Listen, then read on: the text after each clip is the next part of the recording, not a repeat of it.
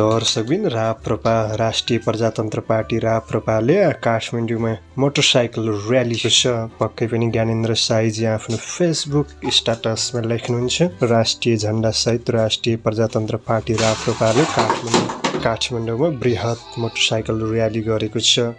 बुधबारको दिउँसो बरमहलदेखि सुरु भएको र्याली त्रिपुरेश्वर हुँदै नारायण हिटीसम्म र्याली आयोजना गरिएको हो। र्यालीमा राप्रपा अध्यक्ष राजेन्द्र लिङ्गदेन लगायतका नेताहरू सहभागी हुनुहुन्छ। राप्रपाका नेता शुभचिन्तक यो गणतन्त्रबाट वाक्क दिक्क भएका आम नेपाली दाजुभाइ दिदीबहिनीहरू सहभागी हुनुहुन्थ्यो। हजुर दर्शक महानुभाव, तपाईहरू पनि पक्कै पनि यो गणतन्त्रबाट वाक्क दिक्क भइसक्नु भएको छ भने यो र्यालीमा राजतन्त्र पुनः स्थापनाका लागि सहभागी पक्कै पनि दर्शक महानुभाव, तपाईहरू के भन्न चाहनुहुन्छ?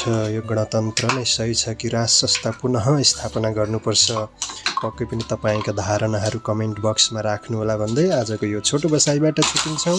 यहाँहरूका क्षणहरू सुखद रहन्। नमस्कार, धन्यवाद।